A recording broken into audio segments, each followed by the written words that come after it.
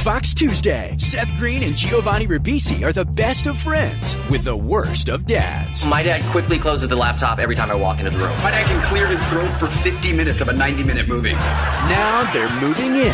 Stay out of the bathroom between 3 and 4. That's my go time. And there's no way out. Your father made a peanut butter and jelly sandwich. With scotch? He said it was for dipping. Dads, a new comedy, premiering Tuesday at 8, 7 Central on Fox. The following program is a PodcastOne.com production. From Hollywood, California, by way of the Broken Skull Ranch and an occasional side trip to Mexico, this is the Steve Austin Show. Give me a hell yeah. Hell yeah. Now, from the OnIt.com Total Human Optimization Studio, here's Steve Austin. All right, ladies and gentlemen, welcome to the Steve Austin Show. Sitting here in Hollywood, California with Mo Darwich and my trusty dog, Hershey, the Wonder Dog. She rode shotgun with me in a 96 Suburban today. That sumbitch is still pulling to the right, Mo. I'm madder than a hornet at my mechanic. I thought you got that fixed in for the second time. For the second time, I did, and now he's telling me it's my tires. I've got a bad tire on that thing, and there's too much tread on them. Me being the cheap sumbitch that I am, the person that likes to save money, because there's still plenty of tread on my tire, I can't just go and swap out 4 new tires because they're kind of those specialty treads, and you can't rotate them because you can't reverse the rotation. So I'm kind of don't know where to shit or wind my watch, but being the frugal sumbitch that I am, I'm going to keep staying the course. It's going to keep, right now it still pulls to the left. It used to pull to the right, and it is what it is. Man, do you trust your mechanic? Because I feel like mechanics sometimes they screw you on this. They're like a bad dentist. You know, there's always something wrong with your mouth, and they always want to fix something. Yeah, back in Texas, I had a guy I always took my stuff to, could trust him implicitly. And the same with this guy, I trust him 100% because they took it back the second time and worked on it for 4 or 5 hours, didn't charge me a dime.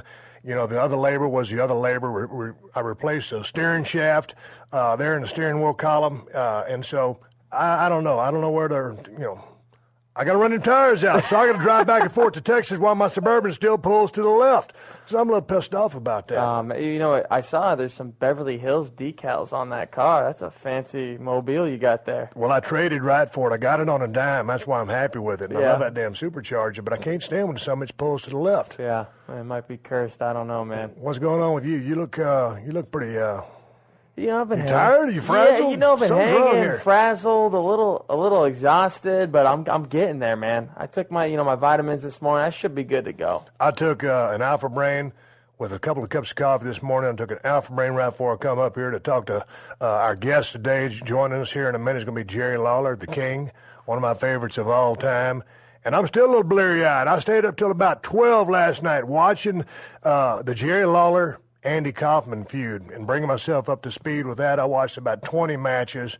I feel like I've been wrestling with Jerry for about a 60-minute Broadway, maybe 5 in a row. And I've got some stories about working with Jerry Lawler. But I don't know. Tomorrow's Friday as we speak. As you download this, I don't know what day it is. Yeah. But as me and Mo are talking, it's Thursday, and I just started my diet. So since it's Thursday. I thought you've been on a diet for a while. Yeah, I know, but Norm keeps inviting me out on the boat, and I keep tossing down the cold ones because he's driving the damn thing and only live a half mile from the marina. So I've been trying to get on a diet, but that brings me to my next point.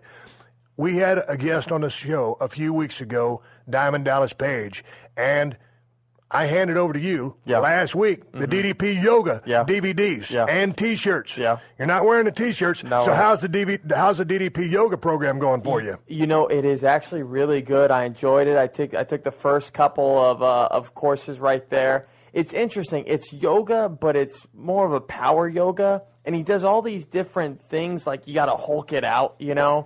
It's like you do the diamond, you pull it back, you reach all the way back, and then you Hulk it out.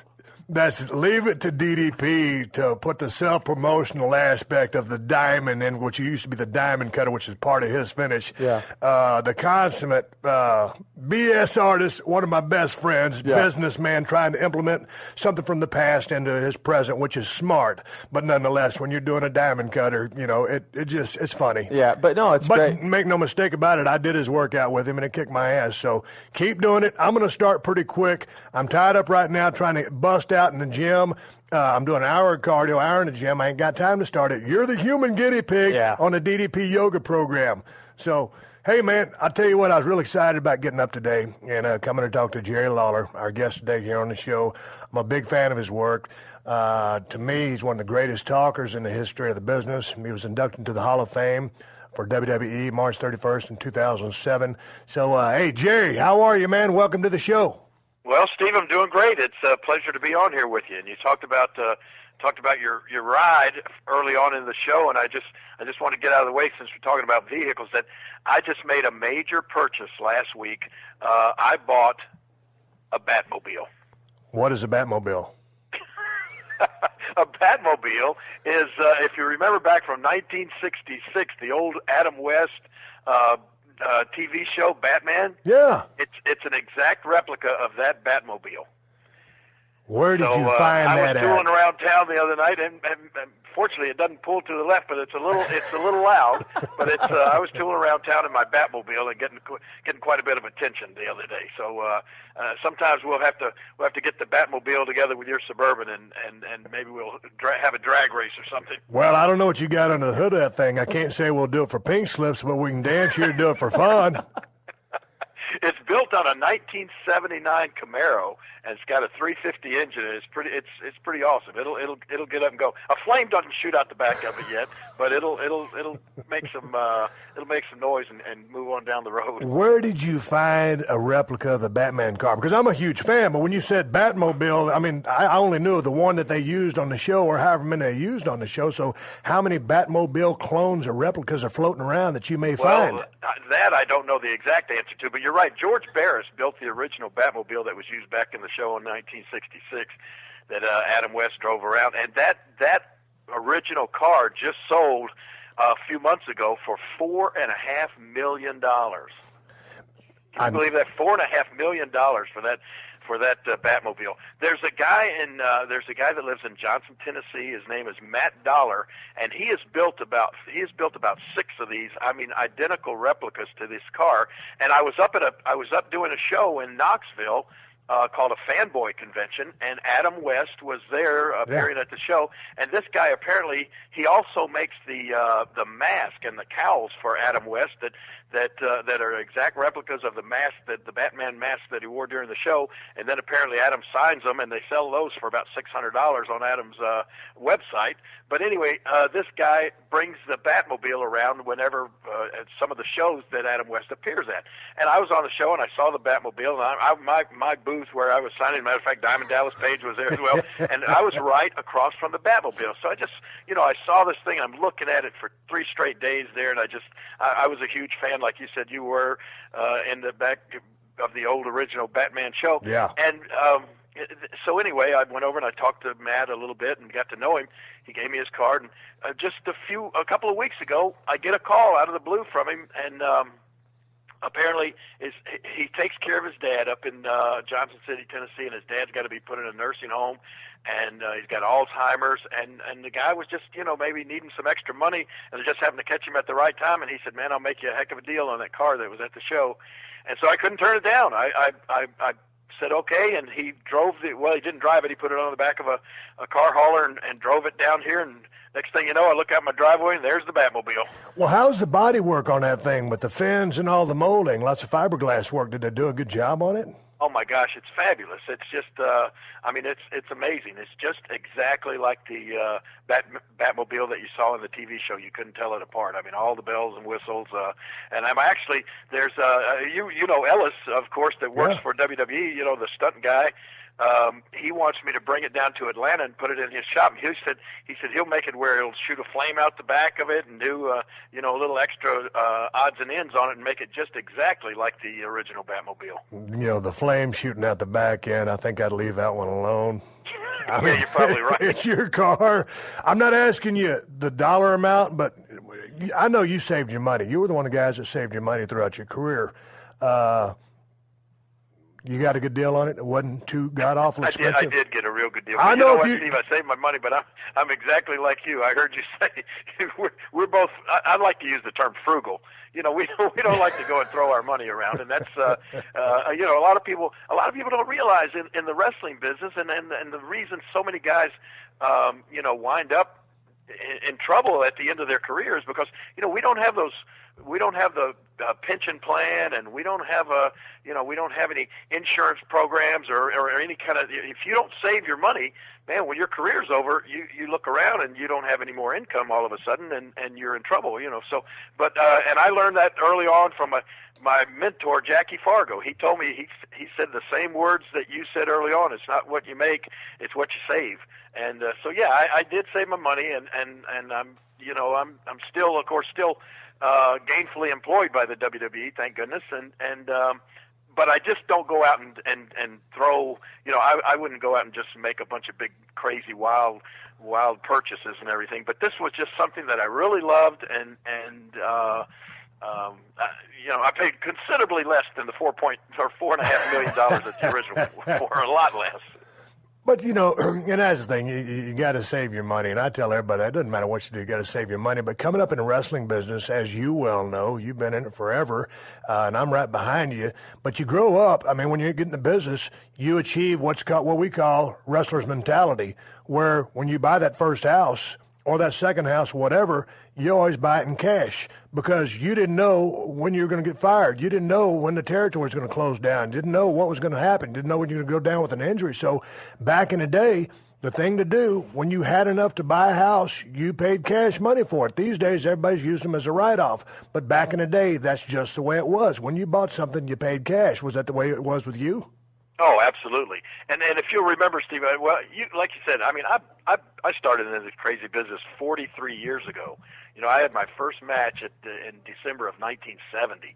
So that's a long time ago. And the business was significantly different then. The guys were the people perceived the wrestlers as being just as big a stars as they were now, but of course it was on a more regional basis. Right. It was there wasn't that national or worldwide television exposure like we have now. But I can remember when the big deal, you knew you had arrived, and I don't know if this was your case or not, but if you ever made $1,000 a week, that was your goal when you got in the business. If you that was the benchmark. $1,000 in a week, you knew you had made it, and that was I can still remember. And now,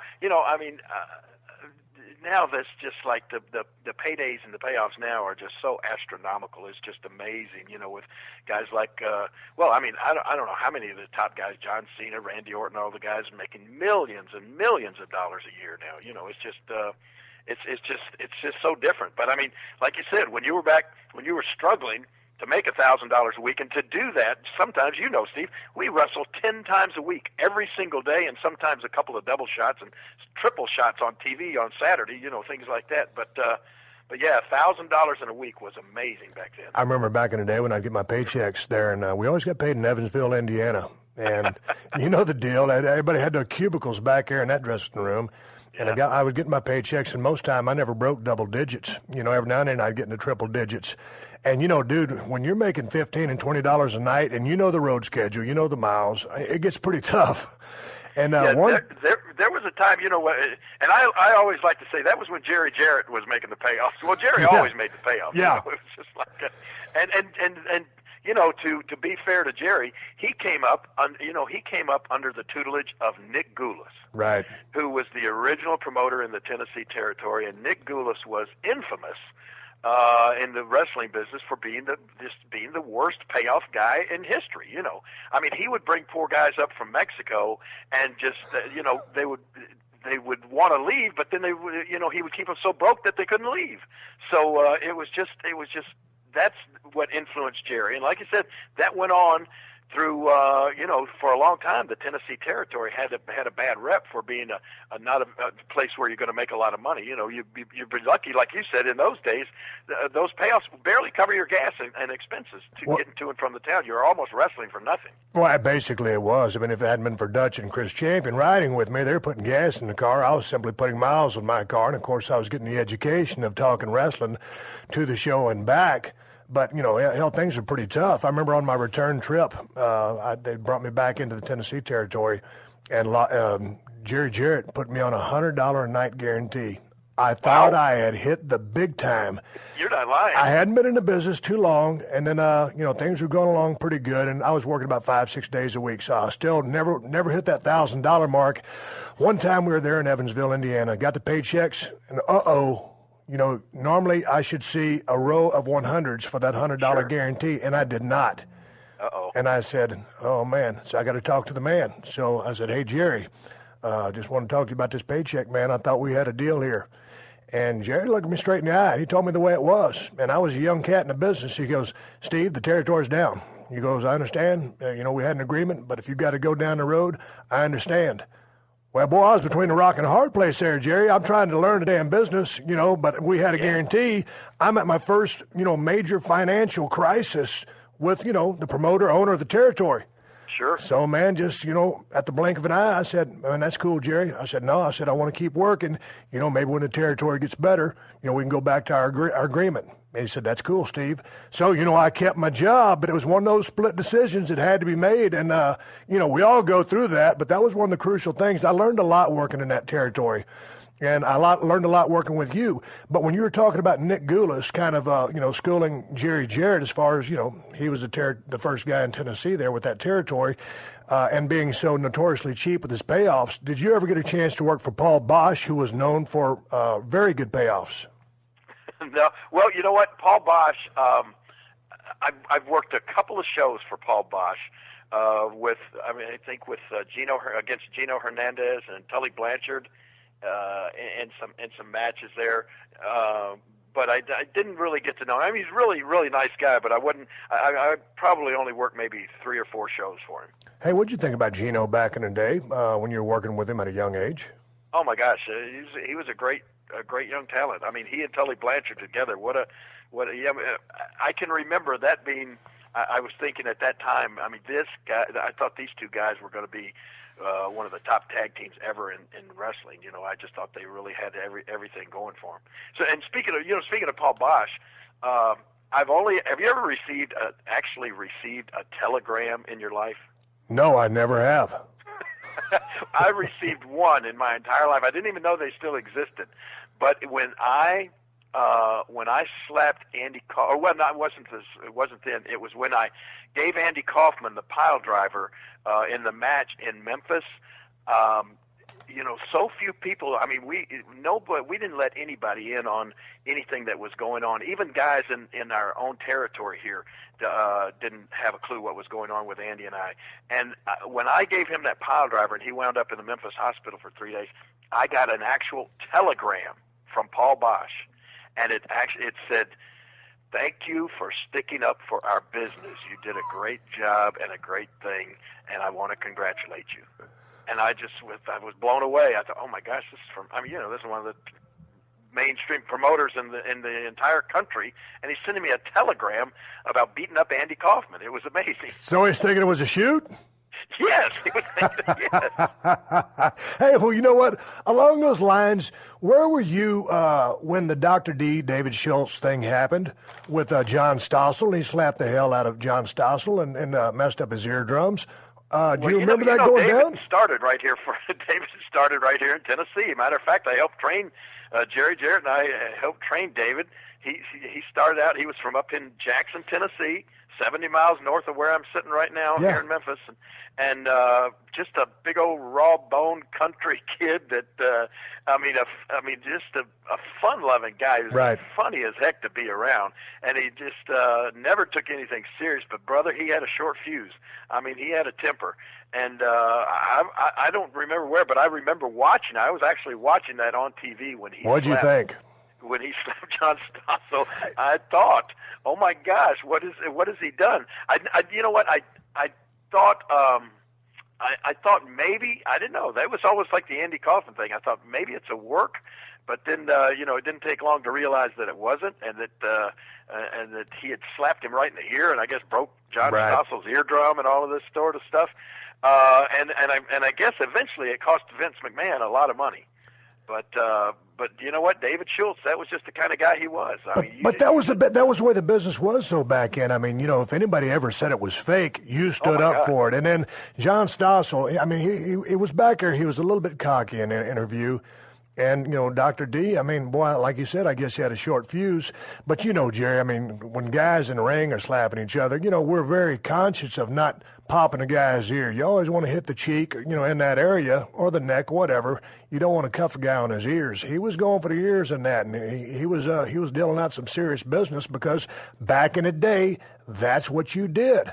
Yeah, and I think, don't you agree that I think that he thought that this was going to really get him over with Vince. I think he thought Vince is going to love this when I smack the heck out of this guy, But of course, it wound up. I remember hearing John Stossel say on a TV interview one time that he said, "I got a nice villa in the south of France out of that deal." Yeah, I bet he did. Hey, speaking of looking out for the business and protecting it, you've seen a lot of things in your 43 years in the business. Remember when, like, Geraldo Rivera and several of the other cats were starting to doing these exposés on the business of pro wrestling and kind of, exposing some of the secrets? What was your thinking on that? To me, I mean, it was fascinating to me, but, I don't remember. I don't think I was in the business at that time. I mean, was it like they're kind of lifting the veil off of a kayfabe industry? And, back in the day, kayfabe is, protecting the business. Heels and baby faces ride separately. You do not associate with each other. You not drink with each other in the bar. So when they kind of started lifting the veil of the business, what were your thoughts? Well, you're right. I mean, there was a time that was doing things like you mentioned, riding together, a good guy or babyface or heel or whatever, riding together or being seen together. You could get fired for that, right. at one time. But then when the the secrets started to leak out different ways. Honestly, I can remember being furious about certain things. I mean, that would just the thing that really used to make me the angriest was when the dirt sheet started. Do you remember the day that those things started coming out? Oh my God! Everybody, close to the business would just hit the ceiling. But it was just one of those inevitable things. You just, and especially then with the advent of the internet and that sort of thing, this is just something that was you couldn't do anything about it. But yeah, I mean, it pissed me off. I mean, especially the things like Geraldo Rivera, and I just looked at it as, hey, you know what? Don't these guys have anything better to do than to go out and just intentionally try to damage somebody's business or somebody's livelihood? Because that's what that was to us, But not only that, it was a condescending tone, which really set me off. Oh, sure. Because you're just trying to make the business look like a bunch of lowlifes or idiots. I mean, the business has always been what it is. It's entertainment. It'd be like you going and blowing the lid off all David Copperfield stuff, right? But doing it in a condescending manner. We know he's not really making stuff disappear. We're not going to make him look like an idiot because he's doing it. So that always chapped my ass. And the thing about it, going back to those dirt sheets, Jerry, I remember the first person who ever introduced me to those was Brian Pillman. And back in the day when those things first came out, it was kind of like you didn't want to be caught reading one. Oh, no, that was another That was kayfabe. You don't get caught reading a dirt sheet. Don't let anybody know you're reading a dirt sheet. And then, I stayed away from them. But then all the other guys had all the inside information, so you had to read the dirt sheet to find out what the inside skinny was on so you could preserve your job. Right, and then you also read to try to figure out who's dealing out this information. Where are they getting this stuff from? That was the big talk then. I mean, it all had to come from the boys. Somebody was leaking out all of this information to these guys that were writing these sheets. And one of the first guys that was close to one of those sheets around our territory was Eddie Gilbert. Mm-hmm.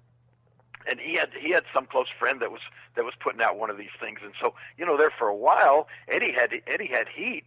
I mean, we brought him in and sat him down and talked to him until he assured us that, hey, I'm not telling this guy this stuff, but obviously somebody was somewhere, and not just in our territory, but every territory, and of course and it still goes on today. Man, Jerry, what was the bottom line with Eddie Gilbert? How'd he go down? Man, you know what? I don't know, other than the fact that I was close to Eddie. It was a funny situation. Well, I mean, he kind of modeled his whole work style after you, right? He Eddie's father, Tommy Gilbert. I remember. And I started in the business around the same time, and it was a weird thing. And I always think that Tommy sort of sort of resented me somehow for the fact that his son grew up, instead of almost idolizing Tommy, his father, as a wrestler, he idolized and, like you said, modeled his whole career after me. And the funny thing was, then I have a son named Kevin that grew up, and he idolized Eddie Gilbert. It was a weird, and went to work for Eddie. Even when Eddie went up and started helping to promote up in Philadelphia, my son Kevin went up there and worked for Eddie when he could have worked here in our own territory. But Eddie was just Eddie and all of the Gilberts. I mean, his brother Doug still works for us. He got a match coming up with us later on this month down at the Resorts Casino. But they've I don't know, the personality. They're just different kind of guys. Eddie was like his dad Tommy in the fact that he was a moody kind of guy. Right. You had to catch him if you caught him in the wrong mood, things didn't go well or whatever. But I loved being around Eddie. Absolutely loved working with him, because I swear it was like working. It was like working with myself. He was such almost a clone or a mirror image of my work style. And it just, a tremendous talent. And I honestly had no idea that that Eddie was I guess it was Somas, was using the Somas, the muscle relaxers, that sort of thing. But you know what, and you know this as well as I do, Steve. We've had so many deaths in the wrestling industry connected to Somas, and a lot of people say, "Oh, these guys are all drug users or whatever." But the truth of the matter is, and I know it's true in the case of Eddie and in all of these guys, that you didn't look at that as a drug. You looked at it as simply as a muscle relaxer. I mean, you could not get any one of those guys to say, "Oh yeah, I'm on drugs," because they took Somas. I mean, a lot of times these things were prescribed by doctors, and because you'd get beat up every night, and you'd be hurting, you'd have aches, you'd have pains, and these guys looked at that as just a way to as a way to deal with your aches and pains, and what I think. One thing, when you're in this business, you feel like you're invincible. You feel like you're Superman, especially when you're a young kid in the business. You feel like nothing wrong can ever happen to you.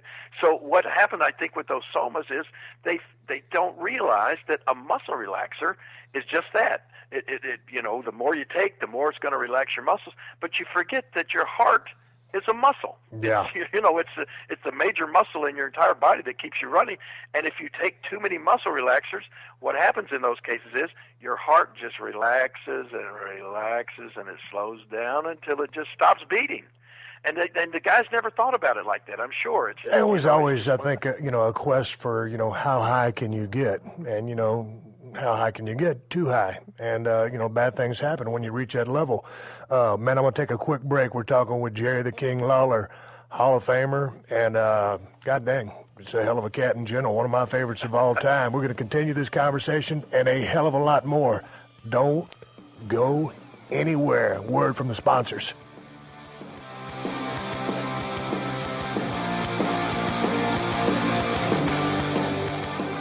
All right, everybody, golly, it's getting good here on DraftKings because my listeners are dominating fantasy sports play over at DraftKings.com.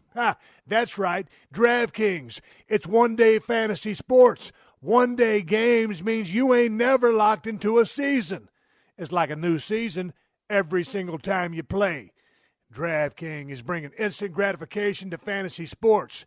You pick your team in minutes, and you could be winning a big cash like the $5 million they're awarding throughout this baseball season. DraftKings is where total newbies can enter with a couple bucks and win big cash prizes. Here's a true story for you. One guy won $100,000 his very first time. That's right, $100,000 on a day one. Dig this and dig it hard. DraftKings is giving you a head start on everyone else. Deposit now with my name, Steve, and you'll get free entry to a contest that could win you 125,000 clams. A free chance to win $125,000. Do it now, and you've got nothing to lose. Enter Steve at DraftKings.com, where your love of sports can win you cash today. DraftKings.com. I said DraftKings.com. Welcome to the Steve Austin Show.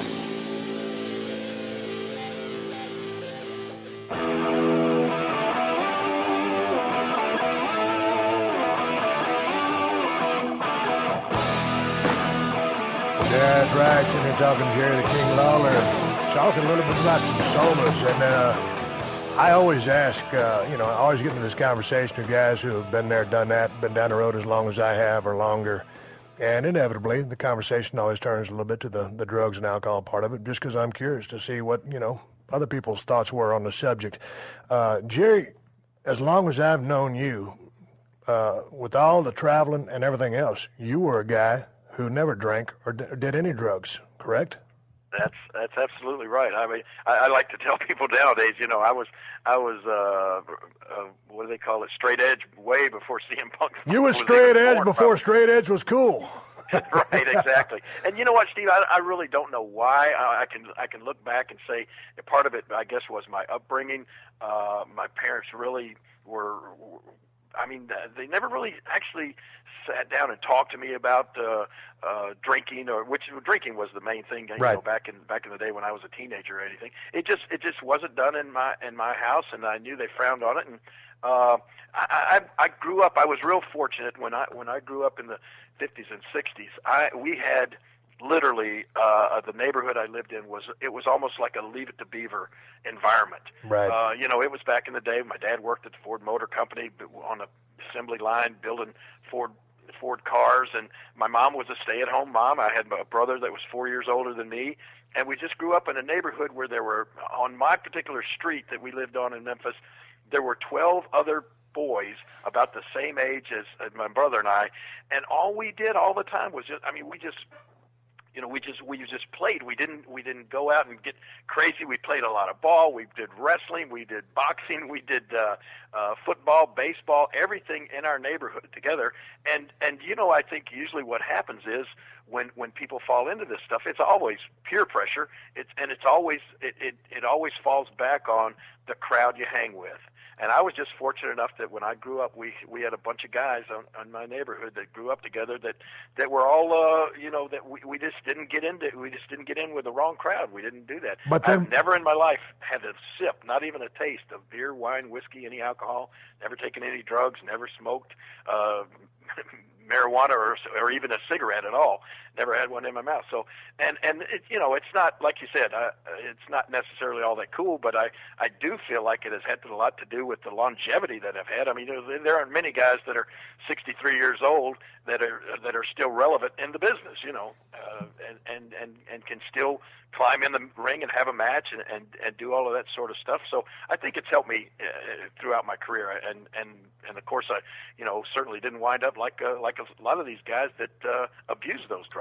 Yeah, but take me through this. I mean, I certainly had, part of my act as Stone Cold Steve Austin was drinking a lot of beer.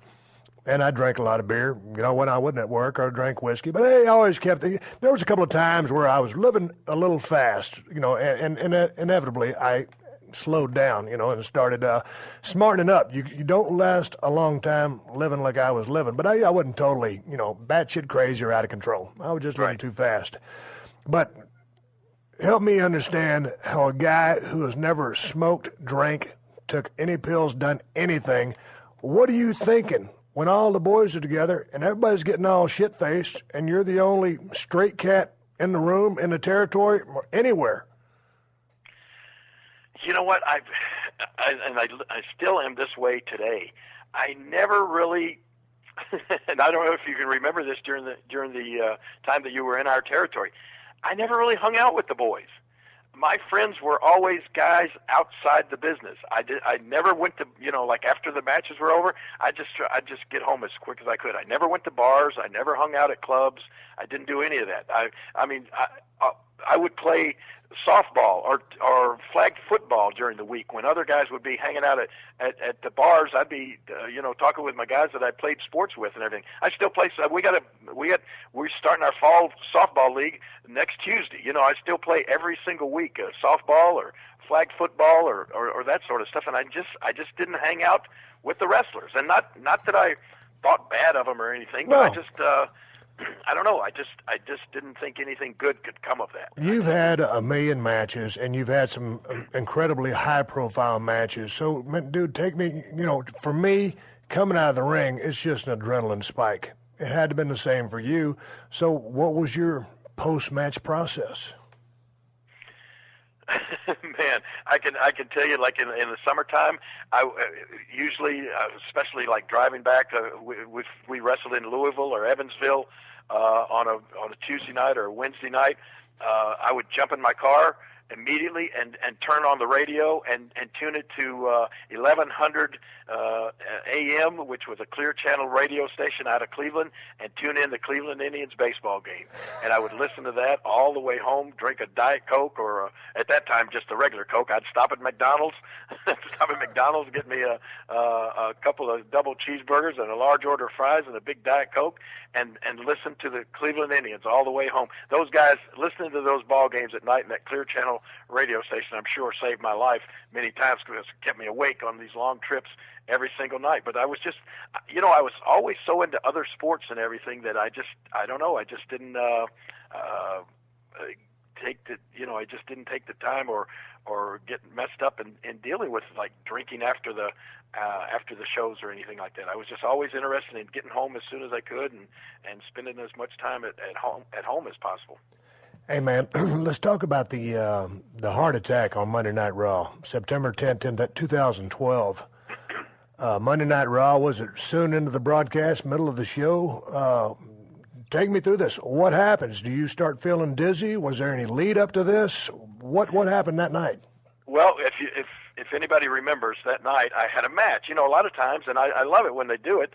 They would include me in the show some sort of way and involve me in a match, and still do the commentary at the same time. So start out the show doing the commentary, and then they had me involved in a match where it was me and Randy Orton against CM Punk and Dolph Ziggler. And so I remember, I got up and I went up and did the match, and I've watched it back several times. It was a hell of a match. I mean, I'm always conscious of when I'm in there with those guys. Hey, you got to hang with these young guys, man. Right. This is a young man's business, and it's just a thrill to be included in a match every now and then on here. So, but you don't want to look out of place. You don't want to look like, oh my gosh, what's this guy? Why they got this guy in there? So, I'm looking at the match, and I'm jumping doing dives off the second rope and all of these sorts of things, drop kicks and that, and everything went fine in the match. I do remember, Steve, and I'll still say that this was the partial cause of this thing. I remember, and if you watch Dolph Ziggler's matches, this guy's amazing young talent. Yeah, he is. Great, and he's really energetic and he's really enthusiastic, and sometimes he gets a little overly enthused, and he does this move where he'll drop 10 straight elbows on his opponent, get you down. Well, he had me down in the middle of the ring, and he starts dropping these elbows. And I remember at about number 6 or 7, I'm thinking, what the hell happened to the day when we used to be able to do this and not kill our opponent? Right? I actually remember thinking that because he was dropping these elbows with every bit of his weight, and I'm thinking, Jesus, this guy's trying to kill me. And so, he goes through 10 of those, and then of course we finished the match, and oh gosh, Randy Orton and I we won the match, and then I come back over and I sit down doing commentary, and I felt fine. Everything was great. Right. And literally, it was the strangest thing, and it's still even strange to talk about it because I'm sitting there. Then I think the next match started, which was Kane and Daniel Bryan against the Titus O'Neil and Darren Young, I believe. Anyway, I remember that match is going, and literally, Steve, I promise you, it's as if I'm watching that match and I'm talking to Michael Cole. I'm doing the commentating, and it was as if I'm looking up at the ring and I blink my eyes, and when I open them again, I was in a hospital with a ventilator down my throat, my girlfriend at my side in Montreal, Canada, and it was 2 days later. Wow. I mean, I had no warning. I had no bad feeling. A lot of times people say, oh, you'll have tingling in your arm, you'll have tightness of your chest or hard to breathe or anything. Nothing. Literally, it was like, I blinked my eyes, I woke up 2 days later. And I honestly believe, and in talking to my cardiologist, I think that those elbows may have had an effect. In other words, what I had was a sudden cardiac arrest. It Right. was not the typical heart attack that was caused by blockage or clogged arteries or anything like that. It was just, and people suffer these. They say somebody dies every 90 seconds in the United States of a sudden cardiac arrest, and there's no rhyme or reason to it. It just, your heart stops for one reason or other, and if there's not some way to get it started again, you're dead, And had this happened to me an hour later or 2 hours later, and I'd been driving or been back in my hotel room by myself, that would have been it. I would have been gone. Just fortunately, our Dr. Mike Sampson, our ringside physician, was right there next to me, and the paramedics in the back gave me CPR. My heart just stopped. I mean, it didn't start beating again for 20 minutes. Yeah, that's they worked on me and gave me CPR for 20 straight minutes until they finally hit me with the defibrillator with those paddles 7 times before they got my heart started again. But the funny thing was, when you have a sudden cardiac arrest and your heart stops, if you have the proper CPR and they can get your heart started back again, a lot of times it just kicks right back in, and there's no damage. And it's not like it's not like to where your heart, if you had a clogged artery and suddenly part of your heart is deprived of blood flow and oxygen, and that part just dies off. Well, I didn't suffer any damage to my heart, no scarring or anything like that. Thanks to the CPR, but once they got my heart started back again, it was as if it didn't happen. Well, I remember hearing about it happen. I felt from that moment on, and until today, if I didn't know it happened, you couldn't convince me that I really had a heart attack. Well, I remember hearing about it, through the news, and all of a sudden, everybody thought, oh, when he comes around, he's going to have some brain damage, and you didn't. You returned back to normal.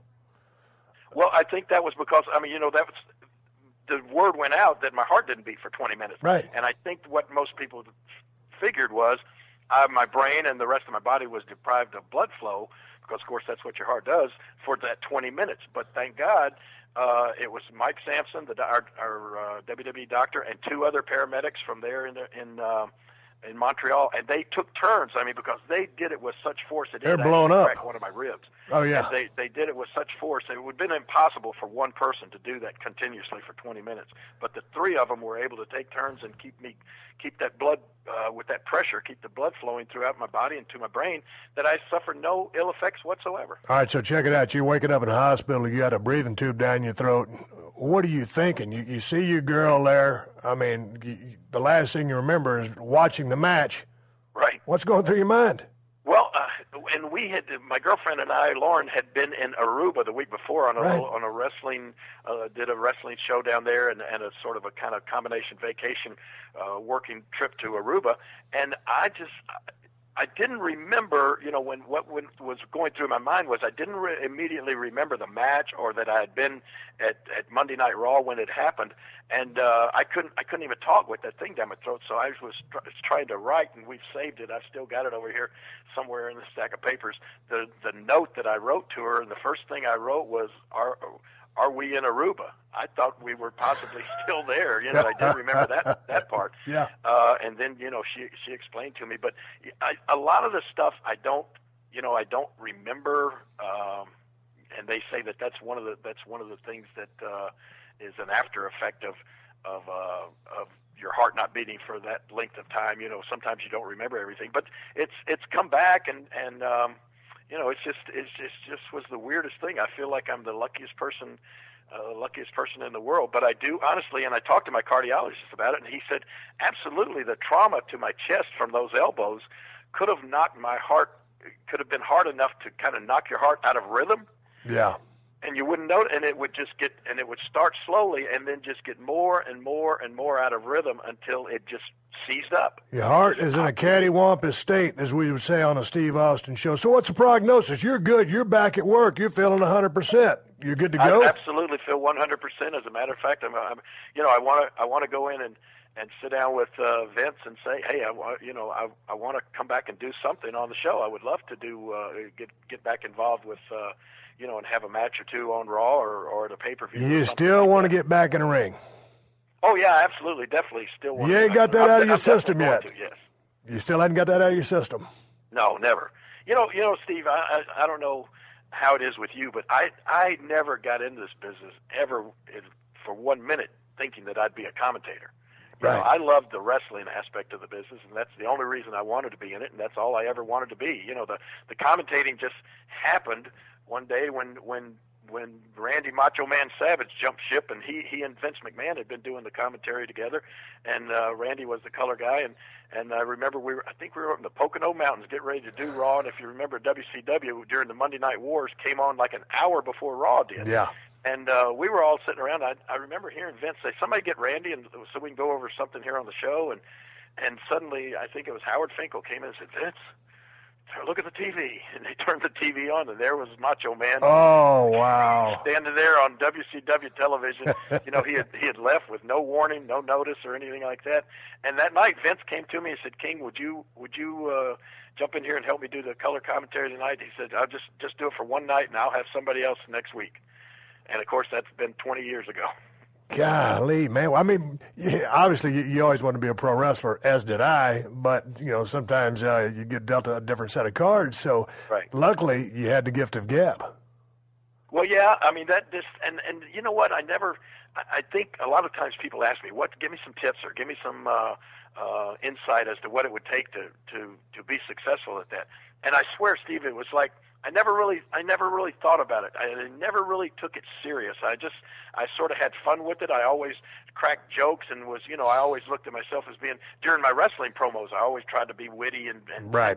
make fun of my opponents and jokes and that sort of thing. So I just threw those in with the color commentary and it just worked. And I still to this day, poor Michael Cole, I look over when we sit down on Monday nights and get ready to do the show, and he's got 100 different notes that he's had to write out and be prepared and do all this preparation for the show. And I just show up and sit down and start talking like I'm sitting next to my two next-door neighbors, and we're sitting watching Monday Night Raw, and that's the way I've always looked at it, and just have fun with it. I never try to take it too serious, and fortunately for all this time, that's worked for me. But, your quick wit, your sense of humor has obviously, been one of your strong suits.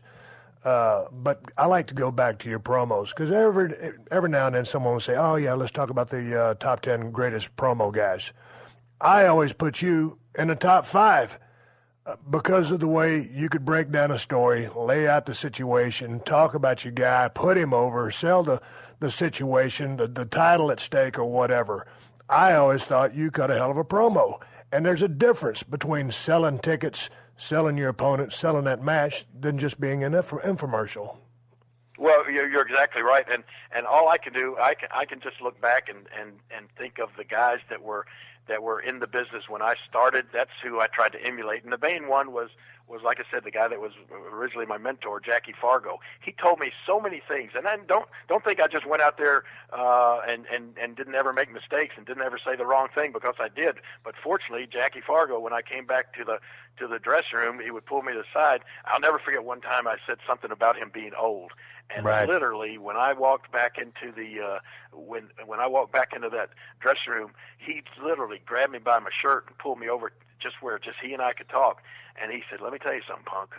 He said, "You went out there and called me an old man." He said, "How's that going to make you look when an old man whips your ass Monday night?" Right. And I never forgot things like that. And it just, it made me. You could always make fun of your opponent, but you didn't ever put them down to a point where, because you always wanted to make your opponent seem like, hey, they were the greatest thing ever, so that if you beat them, you really beat somebody, or if they beat you, you were beat by somebody. You didn't want to, and a lot of guys never really grasped that way of thinking on their promos. But yeah, Jackie Fargo would he would guide me along through things like that, and then it just. You're right about telling stories. A lot of guys will just go out there and talk about themselves, and that's okay. But you got to tell a story. That's what the people want. They want you to explain what is going on and why you feel the way you do about who you're about to wrestle. And it was always and the other thing too was that Jackie Fargo would always tell me was to try to make it personal. Right. I mean, and that, Jerry Jarrett and I, when we used to book the territory, he had a big sign hanging in his office that said, "Personal issues draw money." And that was just, he had that made on a sign. He had it hanging up in his office so that when we were doing the booking, you used to always try to remember things like that. and it just doesn't take so much. I mean, if the one thing that got me, and I never thought that I would have a, I went so long, I never thought that I would get to wrestle at WrestleMania. Right. But finally, I had that match, and thank you. I don't know if I ever really got to say thank you for agreeing to referee that match, because that really made that match seem so much more important than it was. But the reason that I got to have a match at WrestleMania against Michael Cole of all people was because we had a personal issue. Right. My mom had passed away, and Michael said some, and still to this day I have to defend him. He never said one derogatory thing about my mom. They never went out there and said anything that I had a problem with. Right. But just because of the fact that they talked about my mom, and it was that sensitive and that close to her passing away, it made it personal. And everybody out there could relate to that. They could say, man, I know how I would feel if somebody said something about my mom after she had passed away. And that was a personal issue, and it led into Michael Cole and I getting a match at WrestleMania, because the people got into that. And people get into personal issues. And that's what, I always tried to make my promos into something more than just a match. I try to make it personal. Who did you like on the microphone, other than, like I said, I've got you as a great promo. I know you like Nick Bockwinkel. Who were some of the other guys and throughout your 43 years that you thought cut a damn good promo? Oh my gosh, Steve, there's so many of them. Hey, I mean, and I'm not saying this because I'm on the show with you, but your promos were, they were in the top 5. I mean, they were always great. They were always right on the money. They were personal in the fact that you were literally speaking for the masses. You were the first guy to come along in this business that was so anti-establishment and anti-authority, and you spoke and said and did things that everybody out there watching wanted to be able to do or say, but they couldn't. So they lived vicariously through your Right. interviews. And when you'd call Vince McMahon a son of a bitch, oh my gosh, it was tremendous. I mean, that sort of stuff was great. So I loved all of your interviews. Maybe my all-time favorite was Terry Funk. Right. To me, Terry Funk's interviews were personal. They were hilarious. I've seen it. Terry Funk, when he and I had a run down there in Memphis, we had a lot of matches, the empty arena match and some title matches. I got to ask you about the empty arena match later, but go ahead. Okay, but I saw him cut a promo on me. What was funny? We did the empty arena match up in Memphis, and it got a lot of press and that sort of thing. And at the time, Terry's brother Dory Funk was booking down in Florida, so he brought Terry and I down and did a run around Florida. And Dusty Rhodes was the main event, and we were like the semifinal every night. But what Terry did one night, he was going to cut a promo about me and the upcoming match, and he had the camera guy come into a little shower stall down there, and he had a can of 40-weight motor oil and a big bag of dirt and sand and stuff, and he's looking right in that camera, and he said, Jerry Lawler, I always wondered why you wanted to be like these Florida crackers. I always wondered why you wanted to live down here and be among these people. I wanted to know what it felt like to be a Florida cracker. So today I'm going to know that feeling. And he picks this can of motor oil up and he just pours it over his head, all down his face, into his mouth, and he's spitting out motor oil as he's talking. He says, these Florida crackers are greasy. They're oily, slimy human beings. And then he takes this dirt and he dumps it over his head after he's got all of this motor oil running down him, and he just covers himself in this dirt and sand, and he said, now I know what it feels like to be a Florida cracker. I mean, I'm just sitting outside the stall behind the cameraman watching this interview, and I thought, this guy is just tremendous. I mean, to me, he was the best interview guy that I thought ever in the business. But there's been so many great ones. I mean, hey, The Rock, The Rock the interviews were great. And hey, it's in his day, and you can't argue with the fact that, hey, Hulk Hogan's interviews at one time were good. I mean, that's you talk about talking fans into the arena. Hulk Hogan was able to do that, man. There's been so many great guys. That's just hard for any one particular, other than Terry Funk, to come to mind right now. Yeah, I got into also, I mean, kind of the superstar Billy Graham, Dusty Rhodes thing. I thought Dusty Rhodes was highly inventive and could. Oh my gosh, there's another one. You could never tire of listening to Dusty Rhodes do an interview. Never. But when you went to do your promos, I mean, you booked a lot. But I mean, did you take time and think, okay, let me break this down and think how I want to phrase this, or did you just, hey man, just start talking and lay it all down? Well, I'll tell you what. In our days of Memphis TV, it was always live every Saturday morning, 11 o'clock, Channel 5 in Memphis, and you knew who you were going to wrestle, and you knew what the interview was going to be about, right, or who the interview was going to be about. And I'll be honest with you, I would sit down on Friday nights or run it through my head on Friday nights as I was driving back from wherever. A lot of times I would wrestle in Atlanta on Friday night and catch an early flight back to Memphis, and then go straight over to TV. But no, I would definitely sit down and write out my interview. I would look at. I will never forget. Jimmy Cornette will relate to this because he bought the same book. But there was a book by this guy named Leo Safian, and it was called 1,001 Insults. And it was just a little paperback book. I don't know where I found it, but, brother, I used every one of those 1,001 insults. I remember you having that. You used to carry it in your briefcase. Exactly. I have used every one of those 1,001 insults 10,000 times. It was the greatest book I've ever. It's probably as much a part of my success as anything you can think of. But yeah, I would sit down and I would write out my interviews on Friday night, and and I think a lot of guys didn't. I think a lot of guys at the time didn't do that. And well, they didn't really have the ability to do that because they didn't.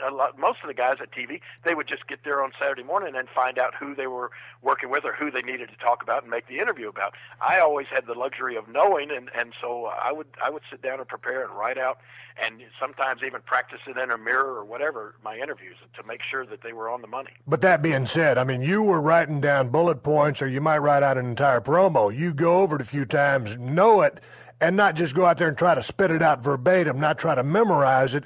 It was a living, breathing promo when it came time to execute. Oh, absolutely. Right. Because that memorization thing is killing me. And I know you're in the system today. Of course, I'm still a part of WWE. But when I see a lot of these cats try to memorize promo, I look at them, I shake my head because, you can have a bunch of things that sound great, but you got to believe them. And if you're just trying to spit this stuff out because you memorized it, but you don't really believe it, and you're unsure of yourself, and you can see that behind the person's eyes, it ain't a good promo. Yeah, you're right. And you know what's sad is sometimes, not in the far too distant past, you'd be walking around the back and you'd see somebody like Ric Flair sitting there with an interview that somebody else had written for him. And he's trying to memorize it. And I mean, here's another one of the guys that I failed to mention, one of the greatest interviews of all time, a guy like Ric Flair. Why on earth would you think that Ric Flair needs to have an interview written for him? Other than the time factor or something like that, I mean, if he's going to be on television, Ric Flair, you know what you're going to get from him. Let him go out there and be Ric Flair. But I remember when I came back from my neck surgery, and then all of a sudden those kind of scripts started floating around, and the things had kind of changed. And man, at first, my promos were just a free for all, and then they kind of started, framing them in a little bit, and I kind of started working with it in the system. But I really wasn't happy, after I came back post neck surgery with the promo process. Undoubtedly, I still cut some winners, but that being said, it was what it was, and I dig a great promo, and I want to watch some of your old work. It's just fun to watch. It's fun to listen to, and it's fun to be talked into a situation, talked into buying a ticket, and you got to feel that you've got to be at that show, and that's what makes a great promo. I'm talking to Jerry the King Lawler. We're going to wrap this up when I come back with Mo. Part 2 with Jerry Lawler. Next episode. There's too much stuff here. We still got stuff to talk about. I'll break it down with my man Mo Darwich coming back next.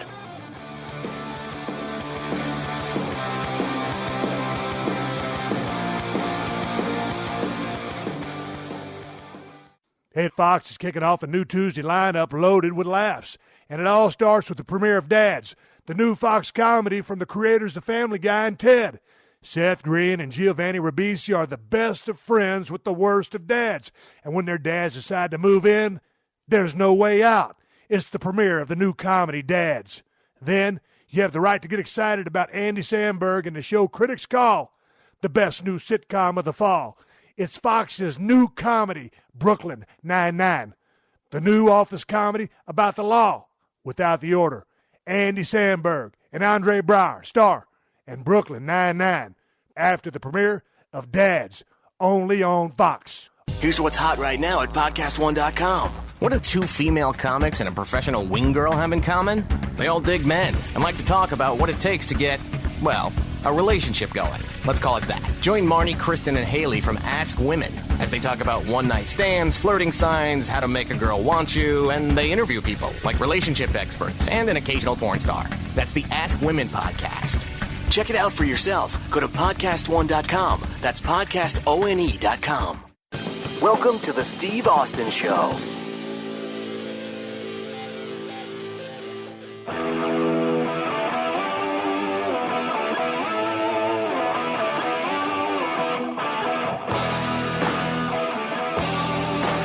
Yeah, that's right. I tell you what, audio whoop-ass, opened, dished out, delivered.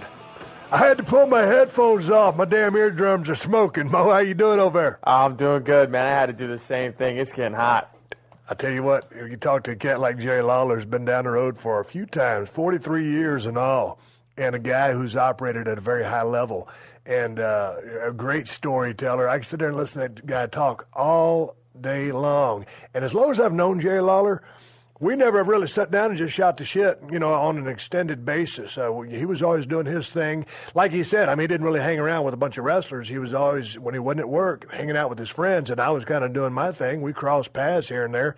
I've always held him to a very high regard in the ring. I've got a lot of respect for him. So it was great picking his brain a little bit and listen to stories. Yeah, it's really interesting because you think people who want to be in the business, they're going to just hang out with people in the business nonstop. Him, though, he seemed to have this double life almost, where he had his life at home with his friends, family, and then he had this other life where it's, wrestler, color commentator. It was crazy. Well, it's funny because, he's been, in front of a mic now for over 20 years, and he never wanted to be in front of a mic other than when he was cutting a promo because he was a professional wrestler. That was all he ever wanted to do. Randy Savage misses a shot, goes down south to WCW.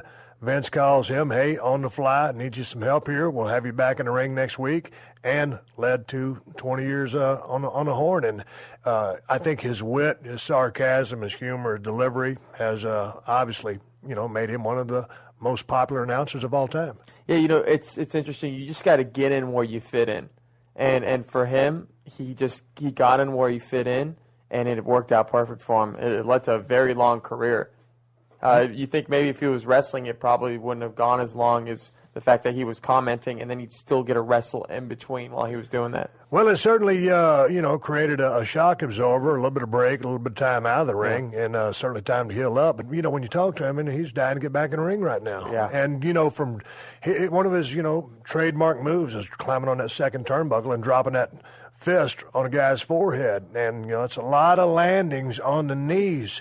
And he still looks and feels, according to him, he feels like $1 million according to him. I saw him a couple of weeks ago, and he damn sure looks like $1 million.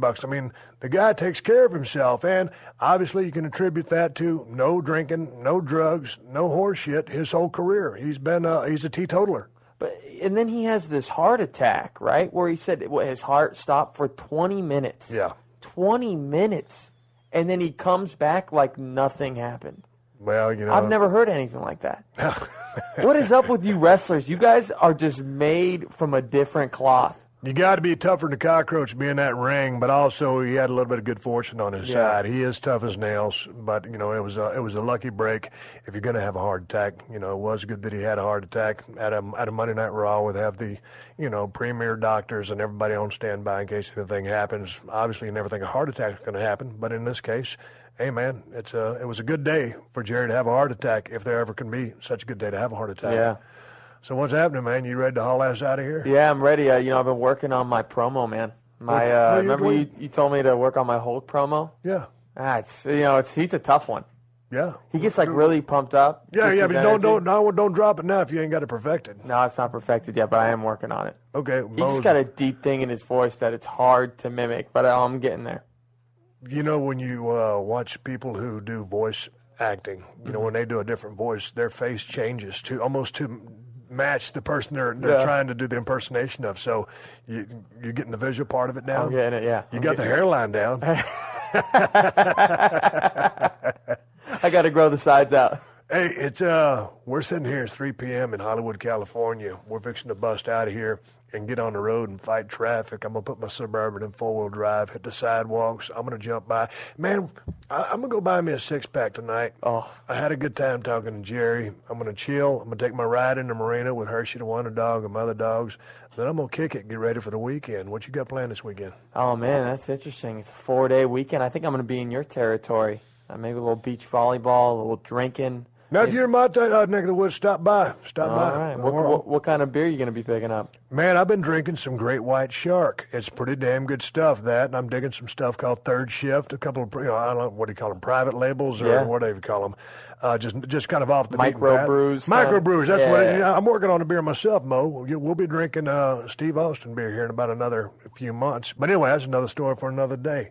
You ready to wrap this thing up? Oh, I'm ready to wrap it up, my man. Hey, I'm Steve. You can follow me, Steve Austin BSR. You can check out the BrokenSkullRanch.com website. I got some new gear coming up. Mo, where you at? At Mo Darwich, MoDarwiche. Give me Mo Darwich, Steve Austin, Hershey the Wonder Dog, in Hollywood, California, putting the black Suburban in four-wheel drive, hitting the gas pedal, dropping in drive, and hauling ass. I'll catch your ass down the road.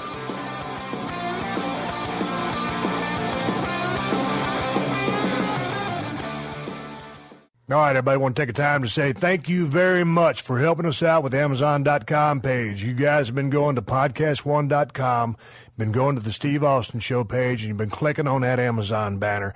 And when you do that, you're going to the same Amazon page you're used to going to and doing all your shopping. End result is you get the same prices. Amazon just kicks us a little bit of love here at the Steve Austin Show and helps us pay our bills and keep the show on the air for free. So I want to say thank you very much for the support.